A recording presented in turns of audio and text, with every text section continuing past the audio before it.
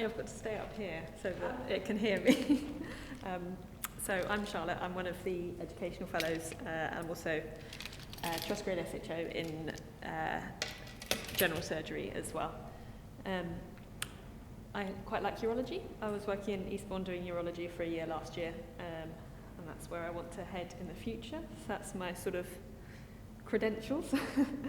And so you, Angeliki, and just because there's only three of you, what are your names? Amy and Natalie. Hello, nice to meet you all.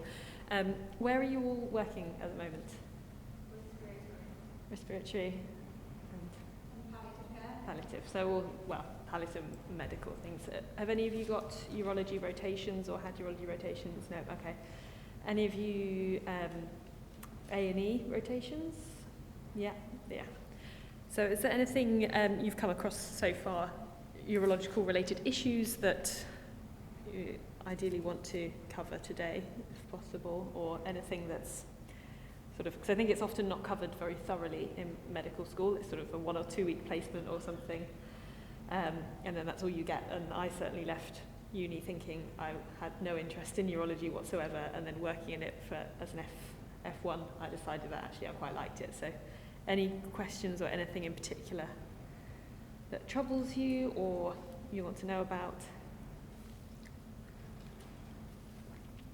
Catheters, or often a trouble.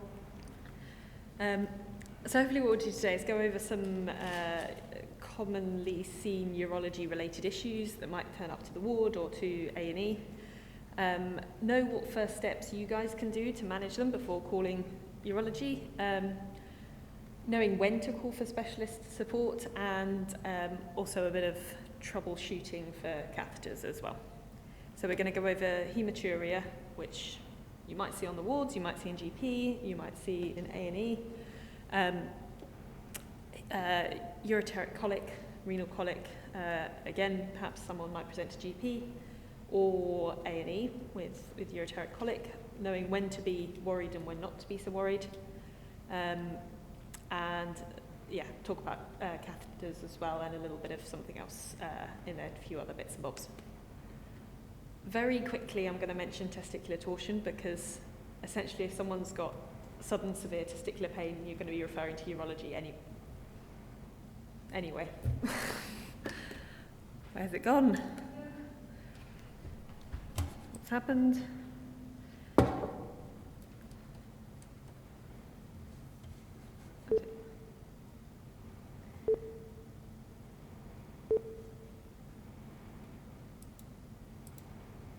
Nothing? Okay, fine. Yes. If someone presents with sudden severe testicular pain, you're probably going to be referring to urology regardless. So, but I just want to show you these two pictures. So what is torsion? Twisting of the testicle. First of all, it occludes the venous outflow and the lymphatic outflow, which causes swelling, blue discoloration, and then further twisting occludes the arterial inflow, and that's when you get ischemia, the severe pain, and risk of ischemic death of the testicle.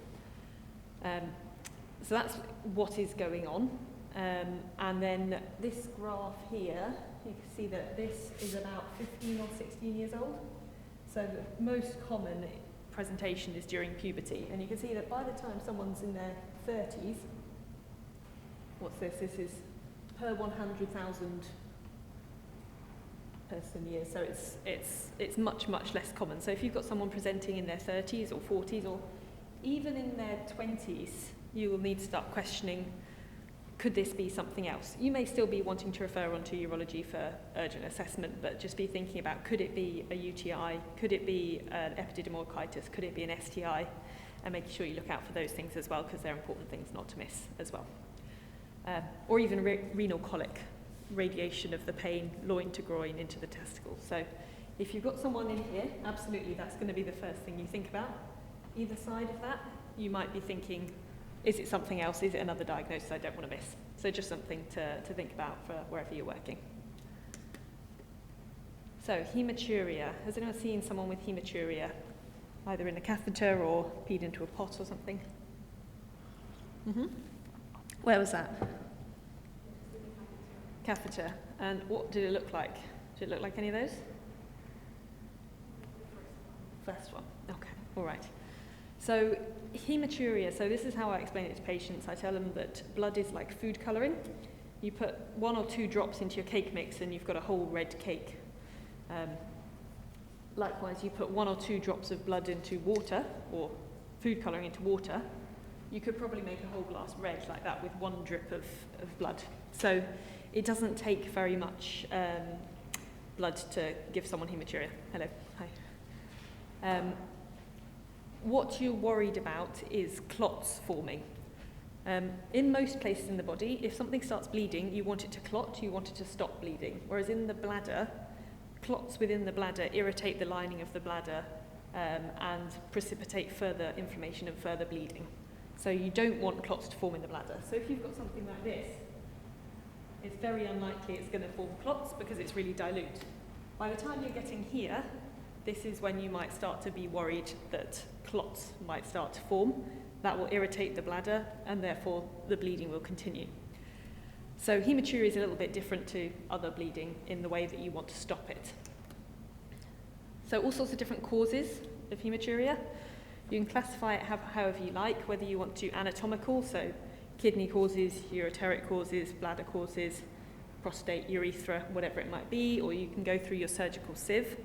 But it's important to think about what might be the cause when someone's got hematuria. So the patient with a catheter, if they've recently been catheterized, that catheter itself, if it's a traumatic catheterization, may well cause some hematuria. As we said, just a couple of drops of blood can change the colour. So a traumatic catheterization could well do that. So that's why trauma, iatrogenic trauma, obviously you can also have traumatic trauma, but catheters, instrumentation, whatever it might be, may well be the cause. UTIs are very, very common as well, especially in elderly females, and it's a common cause of UTI. Ureteric stones, you've probably all heard of doing a dipstick to see if there's non-visible hematuria, but they can also cause visible hematuria. BPH, so your benign prostatic hypertrophy, if you think the bigger of a gland it gets, the more blood supply that gland's going to need.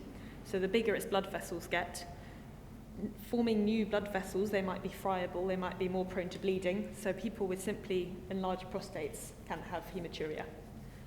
Obviously cancer is going to be a big one. Something I learned recently, so with hematuria, so often when you think hematuria you think a bladder cancer or a ureteric or urothelial cancer.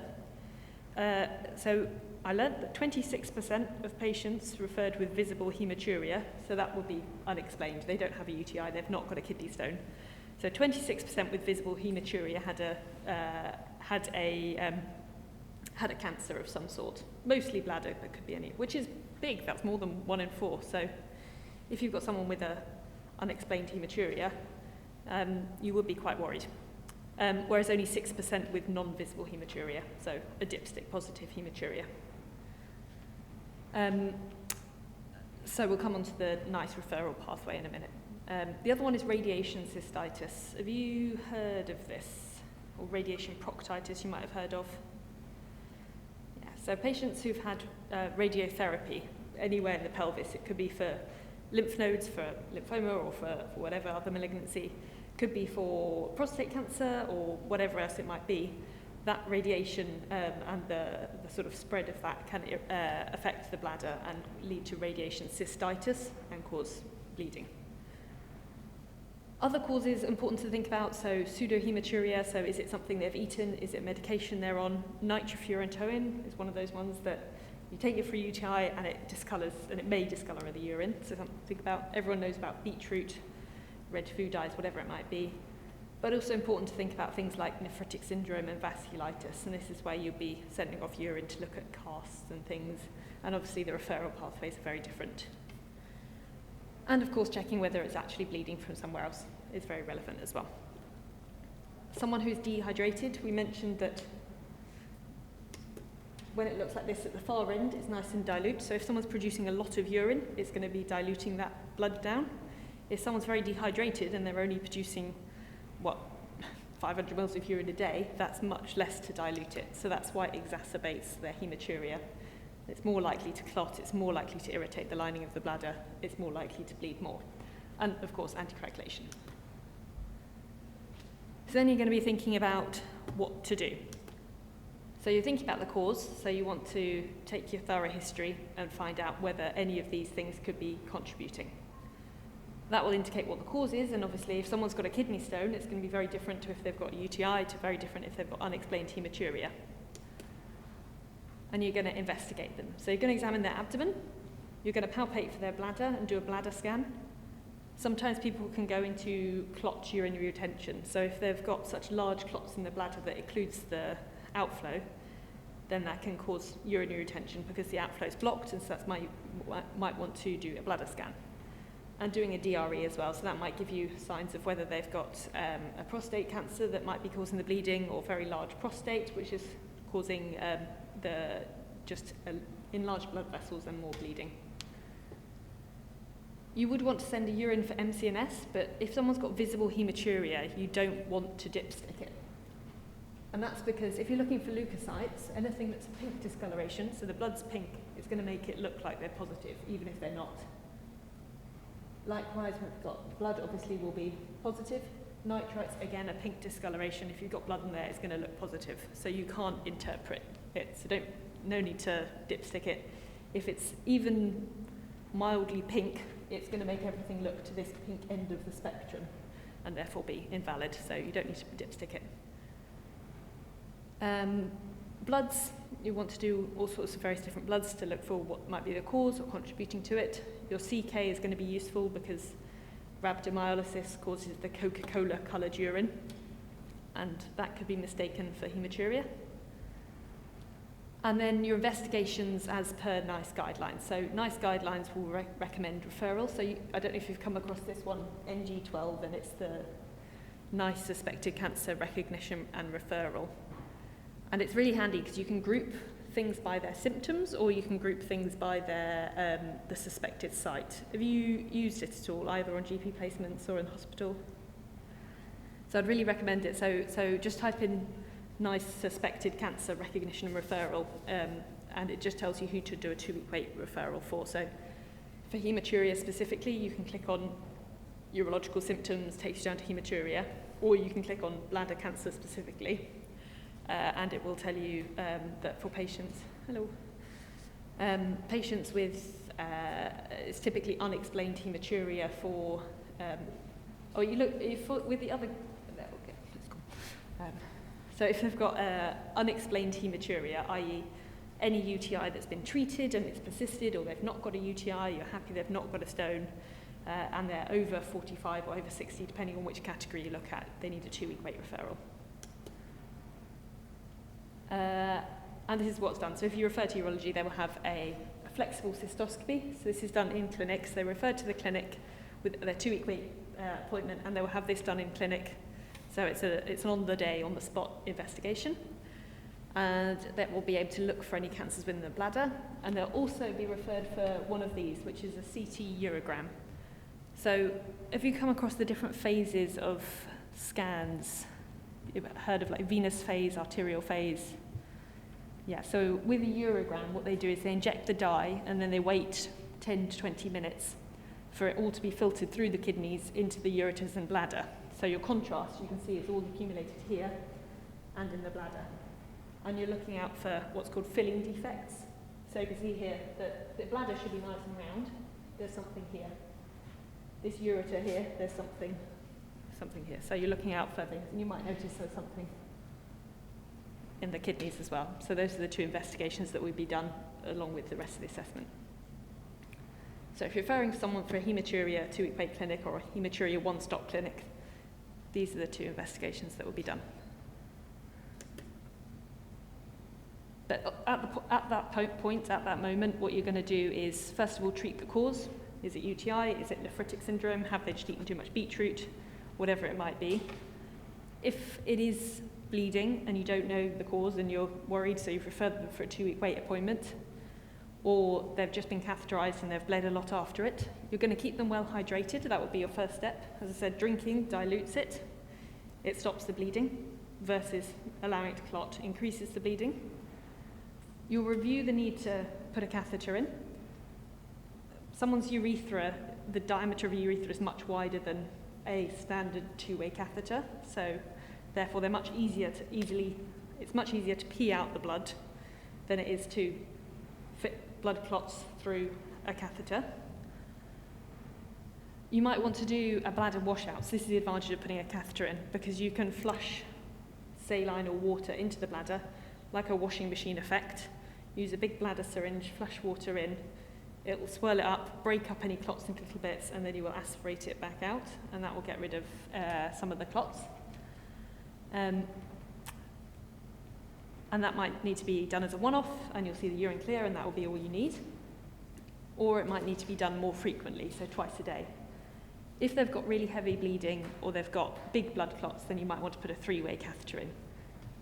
A lot of people are quite daunted by a three-way catheter, but it's exactly the same as a normal catheter, it's just bigger, which again is nothing necessarily to be worried about, and it's just got the extra port which allows saline to go in. So you'll see the patient lying on the bed. I have a bag of saline up here which will trickle through into this port, which will go up into their bladder, washing machine effect, and then it will drain out through another hole and out through here. And three-way catheters have got much bigger holes. They're like that, so like a centimetre long and 5 millimetres wide, or even bigger.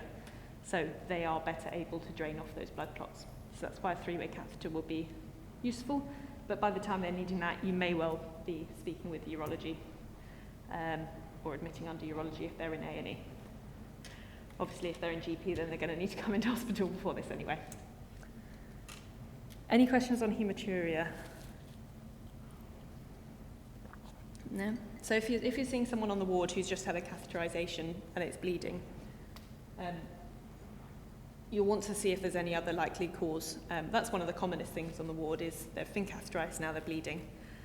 People rarely, obviously any bleeding you're going to want to assess their HB and their hemodynamic stability, but it's very, very unlikely that hematuria will bleed to such an extent that that's an issue.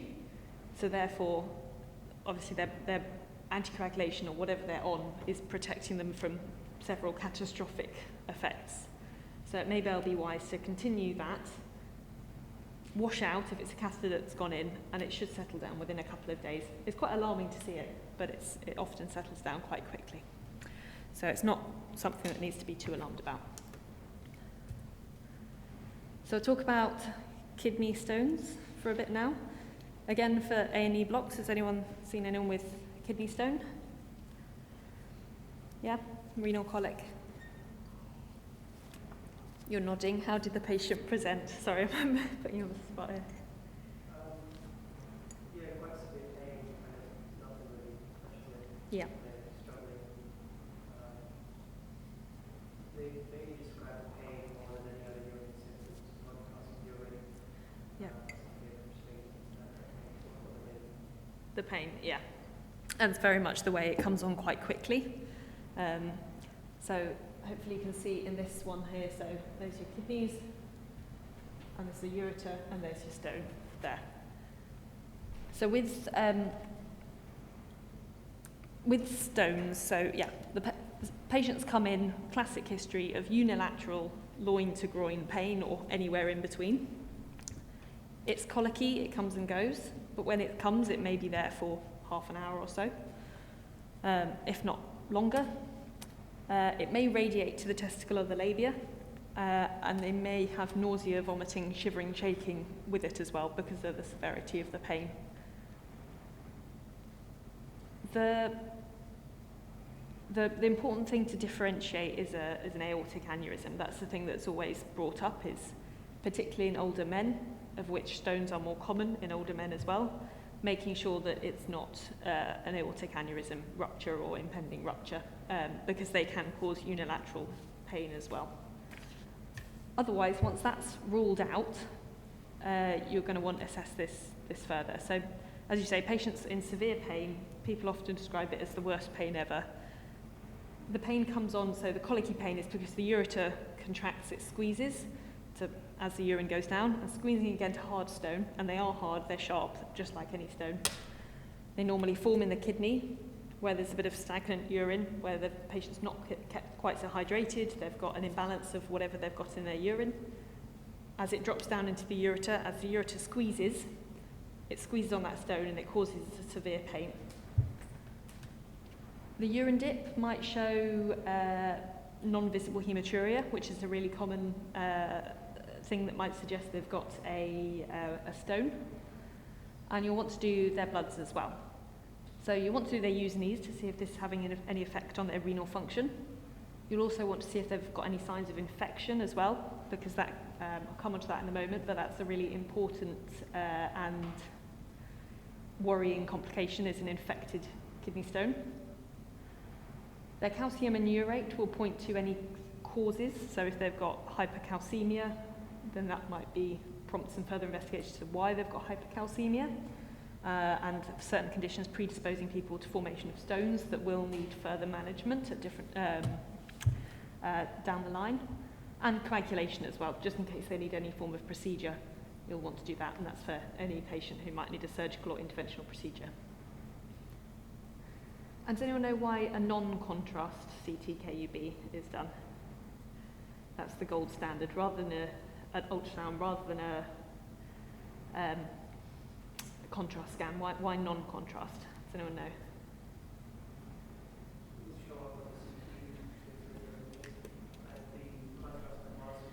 Yes, yeah. So you can see here, so this stone is showing up nice and bright and white there. Whereas if you imagine in here, if this patient has a stone there, which shows up bright white, you're not going to see it. This is a contrast scan, this one. So non-contrast, everything in here is going to be a shade of grey, except for the bones, and you know where they're going to be. The only other thing you might notice showing up quite white is any calcifications in someone's aorta. So you might notice calcification aorta or other blood vessels. That's another thing just to be aware of. You can also see something else on this scan of this patient. Can anyone notice it with relation to this? Yes, yeah. So upstream here, this ureter is much wider than it should be, and you can see the calyces are sort of amalgamating into one big blown up system. So this patient's got hydronephrosis. So this stone is causing a degree of blockage, and the kidney continues to produce urine. The kidney knows what it's got to do. It's got to produce urine, and that accumulates. So you've done your urine dip, you've done your bloods, you've done your CT, and now you need to manage it. The best painkiller, so you mentioned patient coming with pain, nothing's really touching it. What we often do in A&E is give the patient some IV paracetamol, oral paracetamol, whatever it might be, and then give them some opiates, some Oromorph. With renal colic, the best thing is PR diclofenac and IV paracetamol. Those are the things that work better. Patients will say to you, I had Oromorph, it didn't do anything, and then I had some diclofenac and it took the pain away. And it does work very quickly, and the PR version, it absorbs much quicker. It's a bit kinder to the stomach, and it works very well. So patients will be quite grateful for that. And then the management depends on what they're presenting with. So if their pain is under control, they haven't got an AKI, i.e. it's not blocking too much, and if they've not got any infection, then they can be discharged with the hope that they pass their stone, and obviously safety netting advice is really important to come back if there's more problems. Medical, I think NICE says that if the patient, so you can use medical expulsive therapy, if you come across this term. Yeah, so this is using tamsulosin, so an alpha blocker, because it relaxes the smooth muscle, to help that stone pass out quicker. NICE says that if the stone, I think this is right, if it's above 5 millimeters and it's in the distal third of the ureter, then you can use medical expulsive therapy. So there's quite a specific range at which it's proven beneficial. So a lot of places will say either do something or don't. So it's an option that's there. Or surgical management, so extract the stone or whatever else might be needed. So this is NICE's stone management advice. So less than 5 millimeters, they say watch for waiting, let the patient go home. That is provided they don't have another reason that needs admission, so provided they're not septic or they don't have an AKI. If it's above 5 millimetres, you can consider watchful waiting. You'll need to speak with the patient and you'll need to safety net them appropriately, especially if they're going home. If the stone's in the kidney, so renal stones, these ones, your patient probably won't have any symptoms. If someone's got a loin ache, you'll want to still investigate for another cause. Stones in the kidneys don't tend to cause any symptoms because they're loose, they're rattling around. They shouldn't be causing any problems. They might cause some microscopic hematuria or non-visible hematuria, but they won't cause many problems. The problem comes if they drop down into the ureter. They will then cause the symptoms of renal colic. So these are going to be the ones presenting to A&E. The management obviously depends on what resources are available locally. So I worked over in Eastbourne in their urology department. They had capacity for lithotripsy as an elective outpatient procedure, so for these renal stones, but not for emergency inpatients. So therefore they went for ureteroscopy if that's what was needed. So it's a camera into the bladder, up into a ureter to either break down the stone with laser or extract it with a little net. Lithotripsy is lasers from the outside, so a laser is pointed, laser lithotripsy, at wherever the stone is, which is localized with ultrasound or X-ray, and then it's fired to break down the stones. And PCNL is where the stone is extracted directly through a tube into the kidney. So it's different managements for different things, and it depends on what's available locally, but this is what NICE recommends doing for stones. When to beware with kidney stones or ureteric stones. Does anyone know when you might be particularly worried about a stone? What's especially going to really worry you? Anuric, yeah. So is the patient got some terrible AKI, or have they got bilateral blocking stones or something? That would be a worry, yeah. Hydronephrosis. So a degree of hydronephrosis is okay, because there will be a degree of accumulation of the fluid behind. If the renal function is okay, and if they're the pain is tolerated, then it may well still pass. So hydronephrosis is sort of a contested topic as to whether it's irrelevant or not. Obviously, if it's severe, you might be a bit more worried. So what we're particularly worried about is infected, obstructed kidneys. So that combination of whatever it is, that stone is blocking, and that urine that's accumulated behind is infected. It's essentially equivalent to an abscess. It's a collection of infected material that can't get out. And having it in the kidney, you're also putting an impact on the kidney and their renal function, which is obviously quite vital as well. Various things can cause obstruction, not just stones.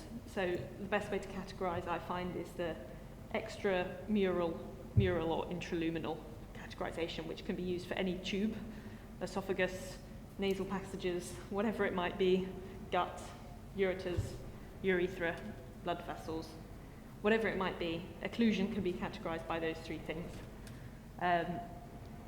But in this instance, we're talking about stones, which would be a luminal cause. And what I quite like about this, so obviously this is one of the sort of life-threatening urological emergencies. There's not many, and this is one of the main ones, and it presents relatively often. So what's quite nice, you can split it up into infected, obstructed, and kidney. So, and then you can look at the symptoms, investigations, and management of each. So we all know the symptoms of infection. Obstruction, the patient may have some loin pain. They may have some malaise or reduced urine output. And then kidney, again, AKI doesn't cause many symptoms, but they might, if it's severe, feeling malaise, they might have symptoms of uremia. Investigation, so again, standard investigations for any sorts of infection. Obstruction, you might do a bedside ultrasound of the kidneys, but again, your non-contrast CT-KUB will be a useful investigation. And kidney, you're looking at their Usinese.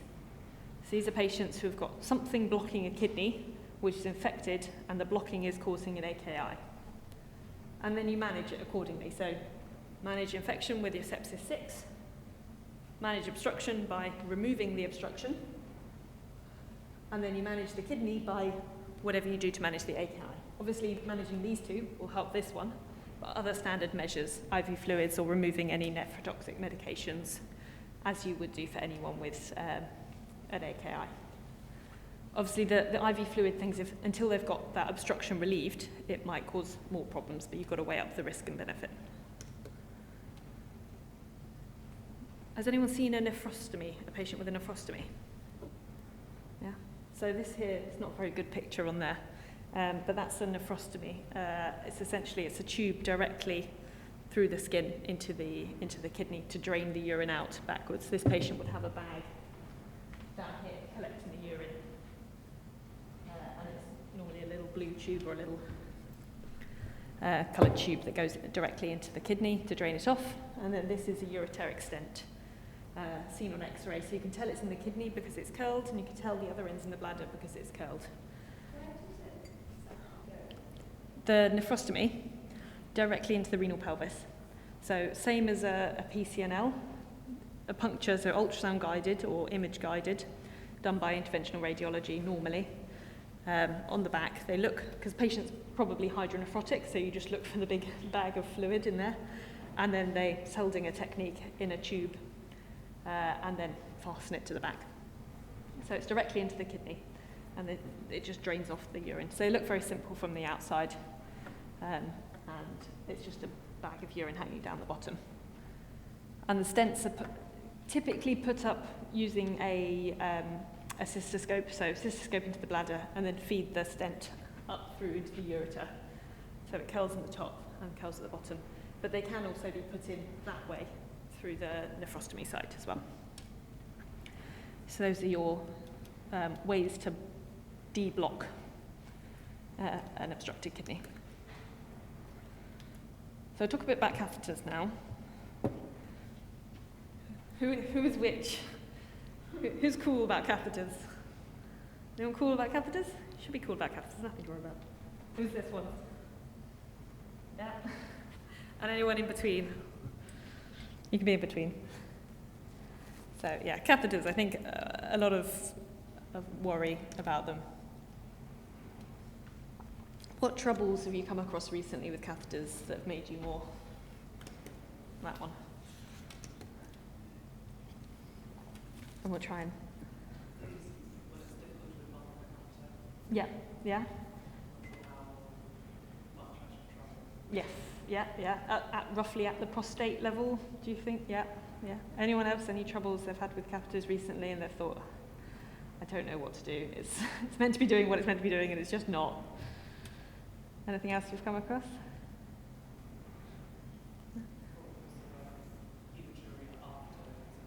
Yes, yeah, we talked a bit about that at the beginning, but yes, that's a problem. And then you're worried, have I done something wrong? Is it okay? Is this patient going to be okay? They'll probably be okay.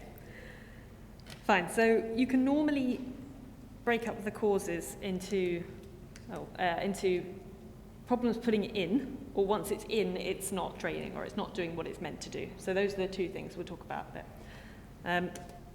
So there's an online course, it's free, and it's got about 10 to 12 10-minute videos. It's called the National Catheter Education Programme. They don't pay me or anything, but I found it really, really good. It was really useful. They gave you a lot of handy hints and helpful information. And it can count as one of your courses for applications or whatever it might be, if you need any courses. Things like ATLS or all these other courses are normally hugely expensive and fully booked up for the next year. This one is free and online and it counts, so I put it out there. Also, I found it very useful. So it asks, there are 3 questions. So if you're having any trouble with the catheter, or generally when you're seeing a patient, say on the ward round with a catheter, you've got to think, is the catheter still necessary? So does this patient really need this catheter in now? Is this the best solution for the problem? Or is there something that's better? So if the patient is having incontinence, for example, that's a common reason a catheter is put in, and then they're ending up with recurrent UTIs. Actually, would it be better for the patient to not have a catheter, have an incontinence pad, or perhaps a convene catheter or something which might solve the problem better? And also looking back, I think it goes the other way. Why has the catheter been put in the first place? So thinking about these 3 questions, reviewing whether this is needed at this time. So, first of all, difficult insertion. There's lots of different reasons people might have some trouble inserting a catheter. Body habitus or edema, if someone's got severe heart failure or something, is a common reason. So we're starting sort of from outside in here. So outside, difficult insertion because body habitus or whatever it might be. This requires sort of careful patient positioning, probably an extra pair of hands. Often it's difficult when you're on the ward and everyone's busy, or in A&E and everyone's busy, to get an extra pair of hands. Even 2 extra pairs of hands. I've had it before where the patient has such severe edema that it needed 2 people to squash the edema away so that I could see where I was going. And then it was fine. It's just getting the help where you need it. And I think that's relevant for a lot of things. If whatever procedure or whatever assessment or investigation it might be, sometimes you do just need help and an extra pair of hands, and it can turn what should be a 5-10 minute job into half an hour, 45 minutes. But with an extra pair of hands, you might be able to cut that in half. So actually, sometimes you just need to find an extra pair of hands and just explain to that person that I just need you for 15 minutes, and then we can get this job done. So that will help with those things. Likewise, an uncooperative patient. Sometimes there's not much you can do about this, but having an extra person just to talk to the patient, distract them whilst you're putting in the catheter, can make the job much quicker and easier. Phimosis is another one. So this bit of the foreskin here, being tight, having a stricture, which may just be patient's normal self, or it could be as a result of previous infections or previous scarring. And if you can't retract the foreskin, then it might be difficult to find the urethral opening, where to put the catheter. But normally what you can do, so what I found is quite helpful, and it doesn't make the catheter going in difficult, it's just finding where to go in the first place tricky. So if you use your hand to feel around this bit, you can feel whether the catheter is going up here or up here, and know whether it's going in the right direction.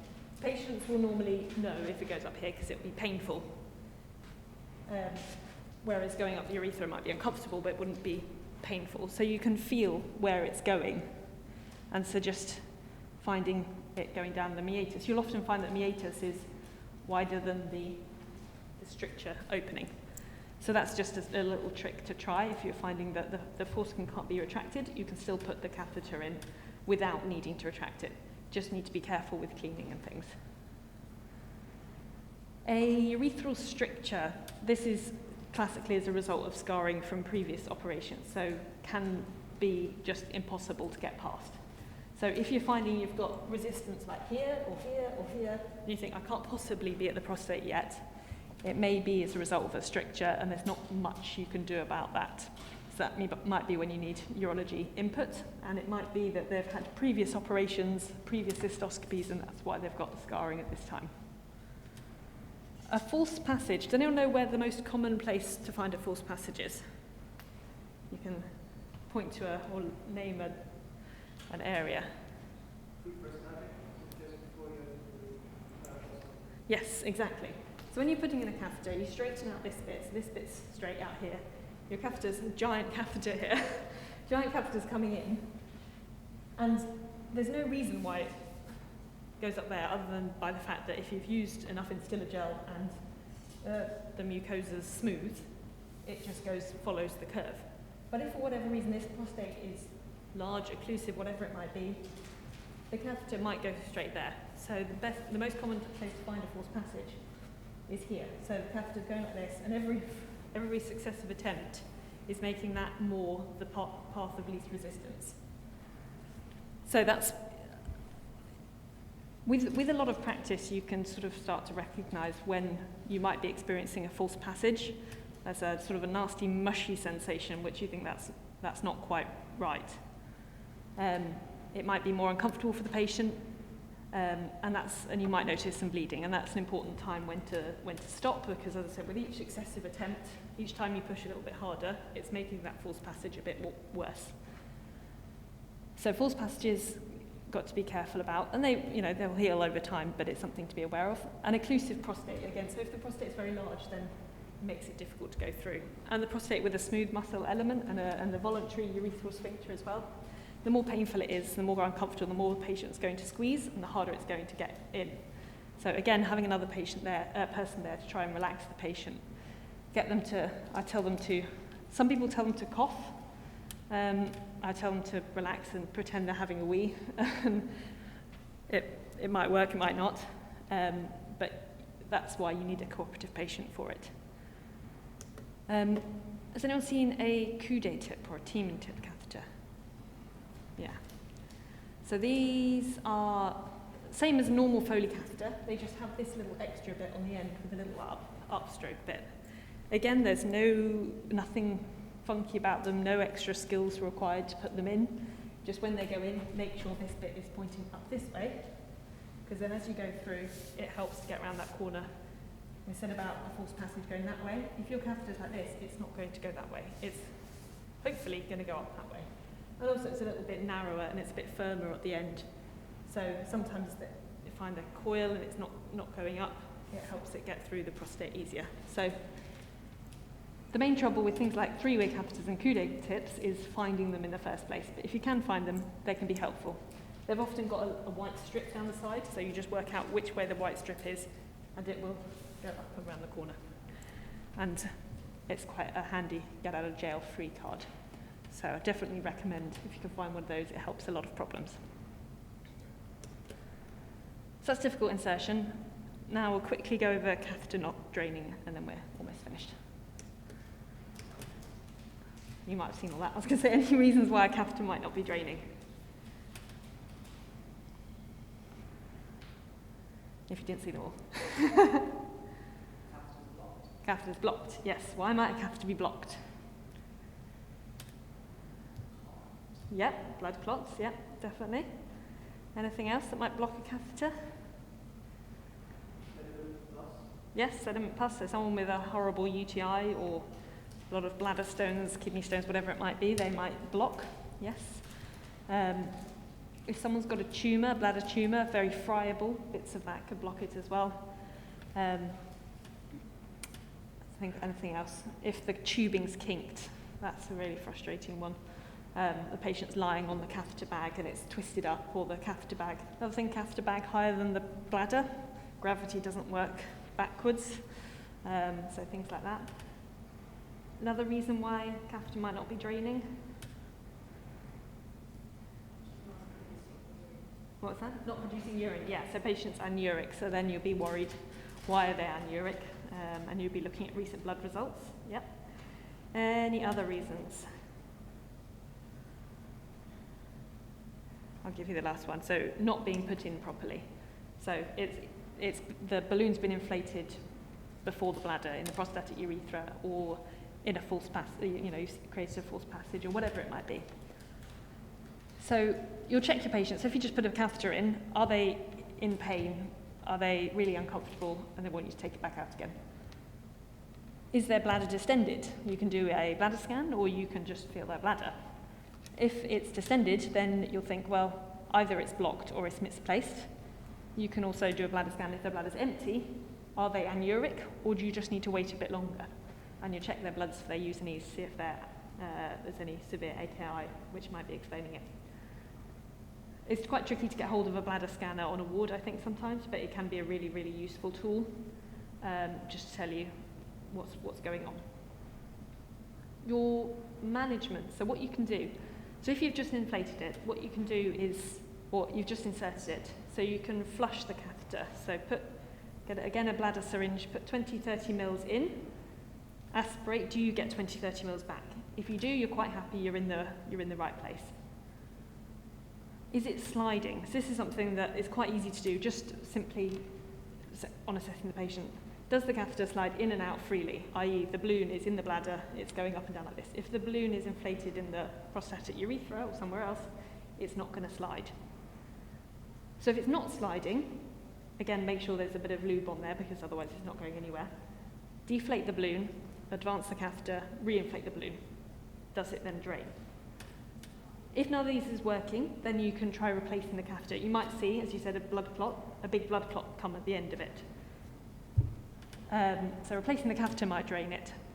But obviously if they're anuric for whatever reason, then you're going to have to treat that cause and address that one. But keep an eye on the urine output, and you can attach a urometer, which has got the graduations of how much urine is draining. Any questions on catheters? Do you feel a little bit more confident in approaching a troublesome catheter? Or any questions on stones? I don't know if I asked you that last time. Okay. So just two quick last little things, which I think come up very commonly on wards, and can sometimes be a quick fix. So rather than waiting for 4 hours, 4 hours on the phone or on bleeping the urology team, there might be something quick that you can do on the wards. So these are paraphimosis and scrotal edema. So paraphimosis being unable to replace the foreskin over the glands, typically after inserting a catheter and forgetting to put it back, but it might be after cleaning or whatever it might be. So this is where, so phimosis being a tight foreskin that can't be retracted, paraphimosis being a tight foreskin that has been retracted and can't be replaced. So this band is moved back here and it won't go back over. There you go, some anatomy. And it ends up looking like this, or you can't see that, but again, similar to the testicular torsion in that step 1 is edema, so lymphatic drainage is occluded because the tight band isn't allowing the lymphatic fluid back. And likewise, venous drainage is occluded, and then ischemia, necrosis, and infected necrosis. So obviously, we're hoping it never gets beyond here, but if you address it at this stage, it can be quite easy to fix. So the management for it is replacing it. And I think a lot of people struggle with how to do it, but it's a bit of an odd analogy, but I think of it as like bunching up some socks, you know, when you have a pair of socks. But just like this person's doing, 2 fingers out underside, you can feel the tight band, and then thumbs on the gland and pushing it back in like this. But first you'll need to do all these things. So talk to the patient. It can be quite embarrassing for them and quite uncomfortable. So just talking to the patient, explain what you need to do and explain that it will take some time. Removing the catheter can help, one, because squeezing over the catheter can be very uncomfortable, and 2, because it can reduce you want to try and reduce as much edema as possible. And if in squeezing it, there's a catheter in the way, it's not going to be able to do that. So removing the catheter, sustained pressure, so squeezing the glands with gauze or whatever it might be to get rid of that edema. A tiny amount of Instillagel, and only a tiny bit, because otherwise it will come slippery and you can't do anything. And then just so push and pull, so push the glands and pull the tight phimotic band over. And the sooner it can be done, the better it is. But if it can't go back, then that's when you need urology intervention. So I thought that was quite a handy diagram, but they've left the catheter in, so helps to take it out. And then scrotal edema, another thing that's commonly called about. Similar to pedal edema, it's a form of, you get sacral edema, you get pedal edema, you get scrotal edema. Any cause of edema, be it heart failure, renal failure, liver failure, whatever it might be, can also cause scrotal edema. And the management is in exactly the same way. So elevate if you can. It's a bit tricky, but on a pillow or something. And whatever management you're giving the patient for their fluid overload or their heart failure, whatever it might be, would help as well. Of course, making sure that there's no other cause of edema, so infection or anything. And you'd look for classic signs of infection, so redness, pain, tenderness, warmth, fever, raised white cells, all these things. But otherwise, it's just managed in the same way. Any questions? And my favourite urology comic.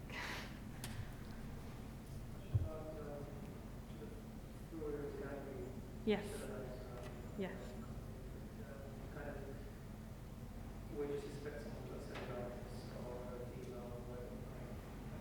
When would you expect Fournier's or?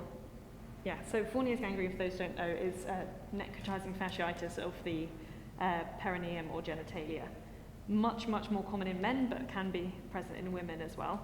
So the signs of Fournier's gangrene or necrotizing fasciitis generally is the pain out of proportion to the external signs.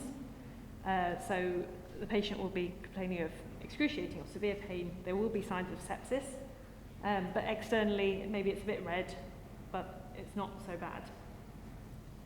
A particular key thing you're looking for is not just redness, but a dark area. So is it gone purple or blue or looks a bit blackish or a bit grey or dusky?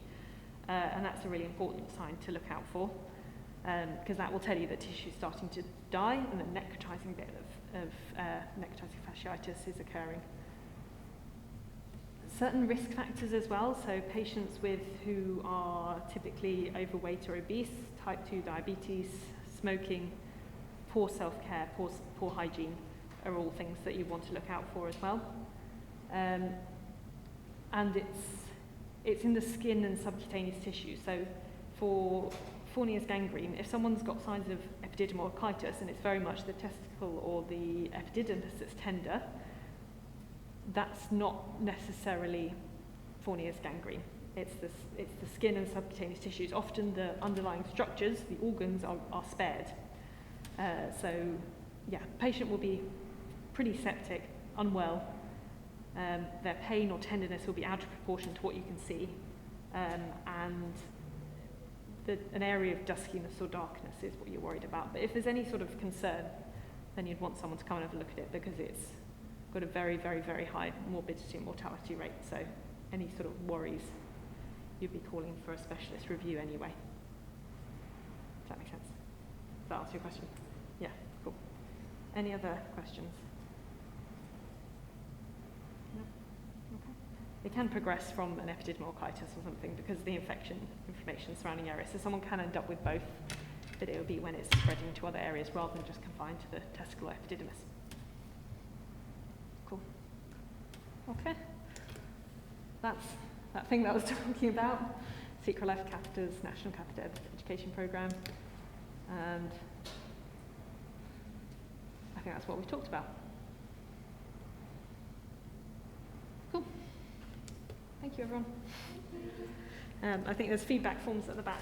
If you could pretty please fill one in, that would be great.